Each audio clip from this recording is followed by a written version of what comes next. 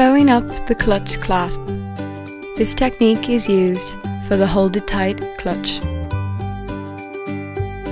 Open the snap clasp for the clutch. Place at the top of the bag with the contrast trim folded over the clasp. With the knitter's sewing needle and a long thread, sew through the cast-off stitches and through the purl stitch where the colour change is visible.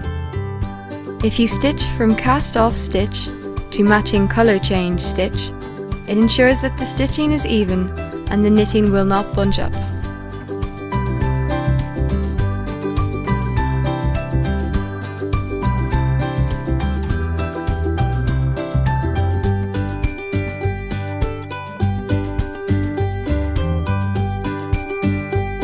Continue this until the clasp is covered.